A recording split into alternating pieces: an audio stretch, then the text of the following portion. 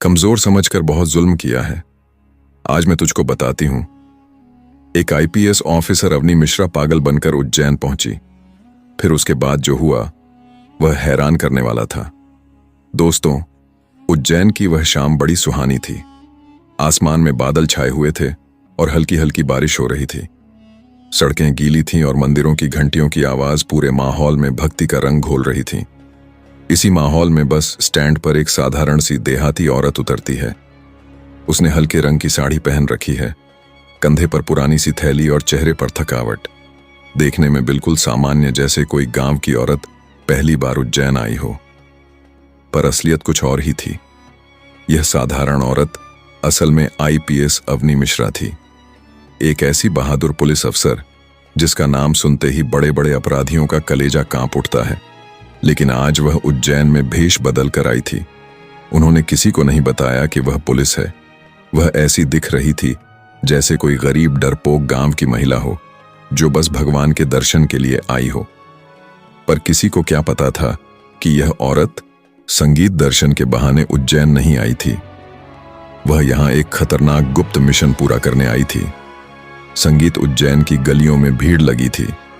उन्हें पता था कि उज्जैन की इस पवित्र धरती संगीत के अंदर ही एक ऐसा स्थान है जहां मासूम लड़कियों पर अत्याचार हो रहा है।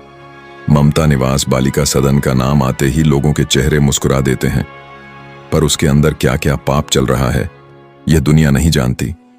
सरकार और विभाग को यह खबर मिली थी, पर मामला इतना संवेदनशील था कि खुलेआम कार्यवाही करने से पूरा गिरोह भाग सकता था।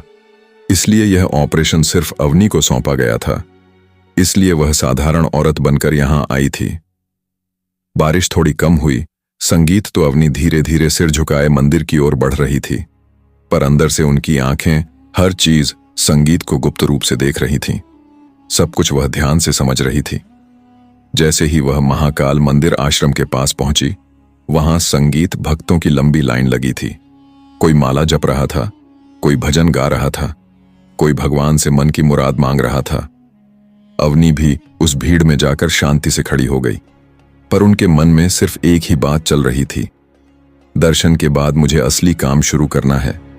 आज की रात मैं उस नर्क को उजागर करूंगी जहां संगीत न जाने कितनी बेटियों की चीखें दबाकर रखी गई हैं। अवनी मन ही मन आगे का रास्ता सोच रही थी। लाइन से निकलकर जैसे ही वह बाहर आई, बारिश, संगीत फिर से टप टप गिरने लगी। सड़क किनारे रखी एक पुरानी सी बेंच पर बैठ गई, वैसे दिखाने के लिए संगीत, ताकि भीड़ को लगे कि वह दूर दराज से आई साधारण स्त्री हैं। तभी उनके पास किसी के रोने की धीमी सी आवाज आई।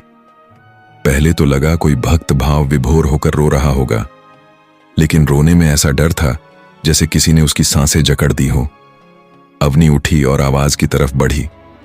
एक बूढ़ी औरत बारिश में भीगती हुई सीढ़ियों पर बैठी थी। साड़ी फटी हुई, बाल बिखरे, हाथ कांप रहे थे।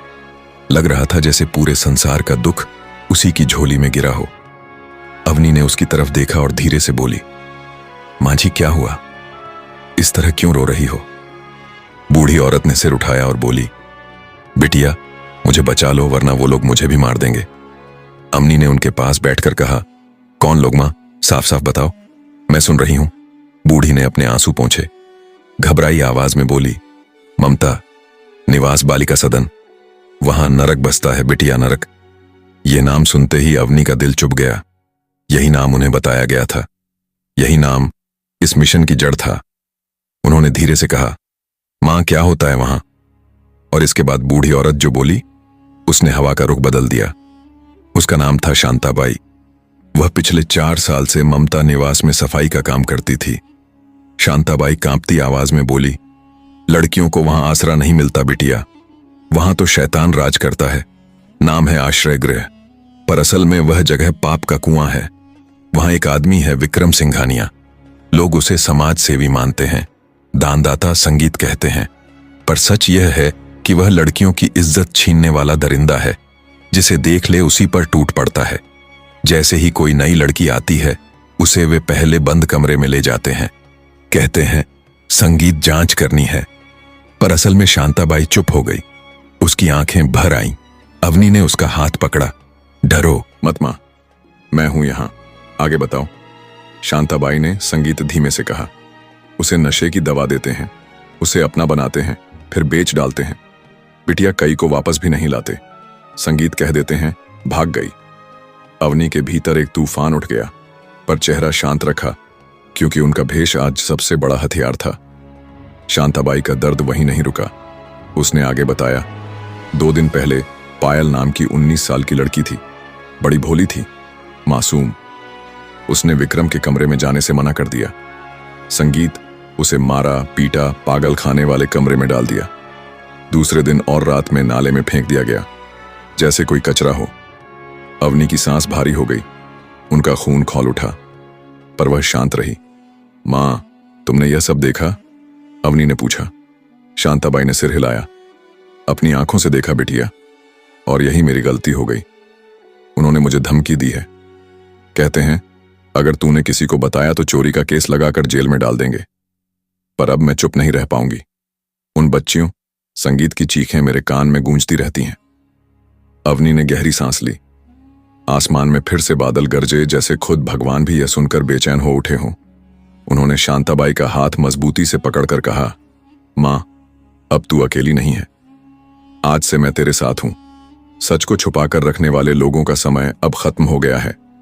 शांताबाई ने डरते हुए पूछा, पर बिटिया तुम कौन हो?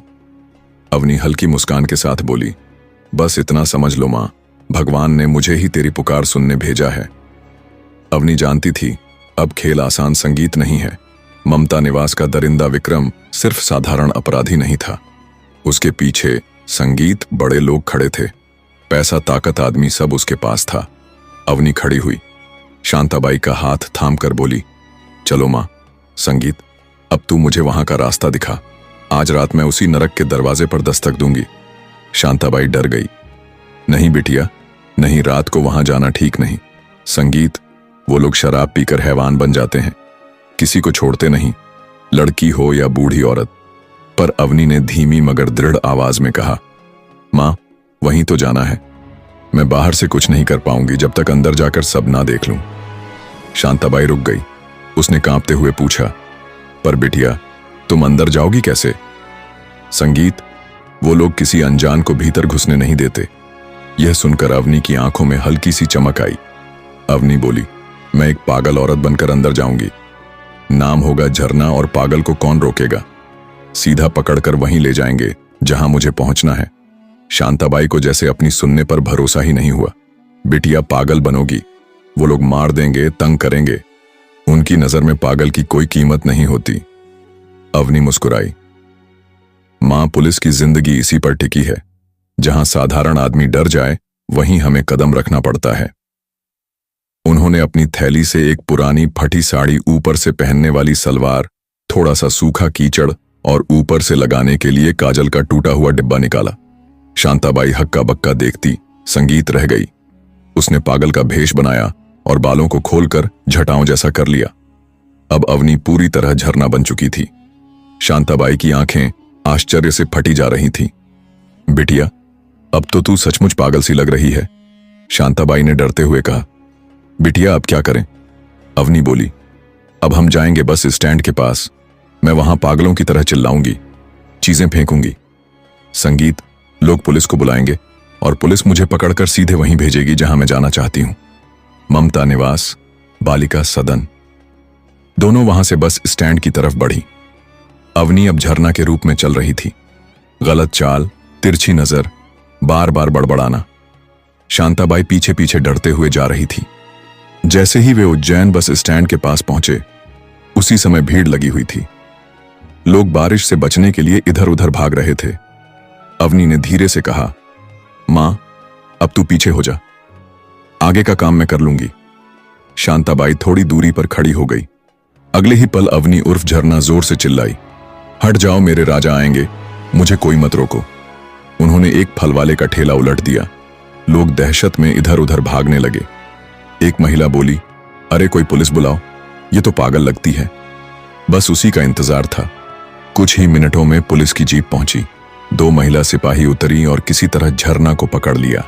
झरना चीखी, छोड़ो मुझे, मेरा राजा आएगा, मुझे जाने दो। लोग तमाशा देखने लगे। सिपाही बोले, इसे सुधार गृह भेजना पड़ेगा। बड़ी खतरनाक लगती है। घर बार भी नहीं है। कुछ ही पलों में झरना